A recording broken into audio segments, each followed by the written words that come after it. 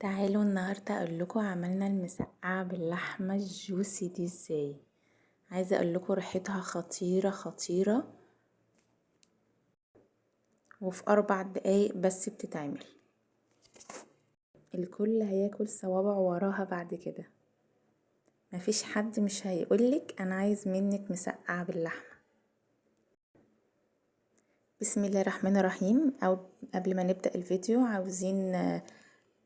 عاوزين نعمل سبسكرايب ولايك للقناة، ولو في حد عايز اي استفسار يحط كومنت عادي.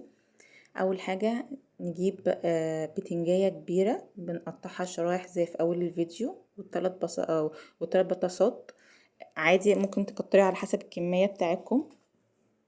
تقطع البطاطس في الحجم ده، عشان لو قطعتيها ارفع من كده البطاطس هتتهري معاكي.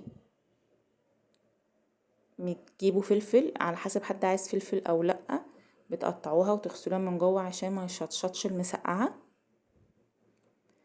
ما تنسوش يا بنات تعملوا لايك وسبسكرايب للقناه عشان يوصلكوا كل جديد.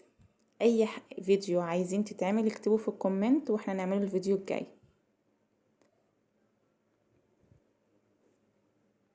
عايزه اقولك يا بنات بجد المسقعه هتاكلوا صوابع وراها وريحتها هتملي البيت. هنجيب طماطم 3 4 5 طماطميات. احنا مش بنزود صلصة كتير، احنا ممكن نعمل نص شفشق يعني، وانتي بتعملي على حسب طبعا حجم اللي هو الطماطم بتاعتك. نص شفشق، وتجيبي بصلاية كبيرة وتفرميها فرم ناعم، وتجيبي ربع كفتة، ربع لحمة مفرومة، المهم يكون فيها دهون. انا الكفتة بتاعتي طعمها حلو جدا، فاحسن انتوا هاتوا ربع لحمة مفرومة. يعني الكفتة بتاعتي اصلا بتبقى طعم اللحمة وبنزل الدهنة بتاعتها مع المسقعة فبتدي طعم حلو جدا. عايزين تزودوا تمام، لكن ما تقللوش اكتر من كده.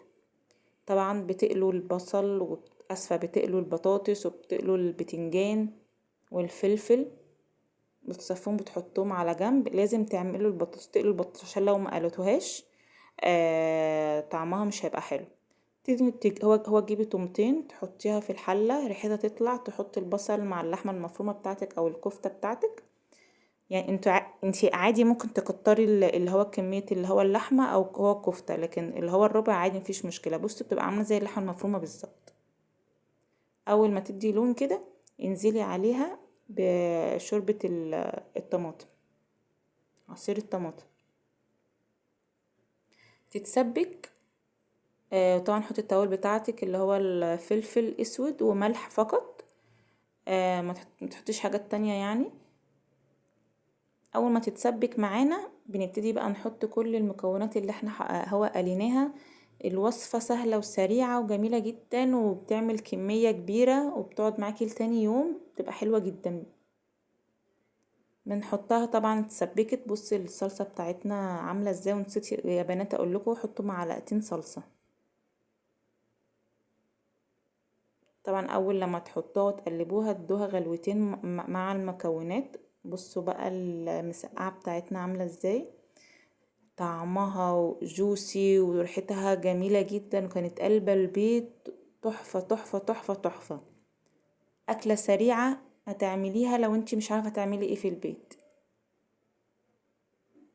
انا عايزة اقول لكم طعمها خطير. بالهنا والشفا، وما تنسوش تعملوا لايك وسبسكرايب للقناة عشان يوصلكوا كل جديد.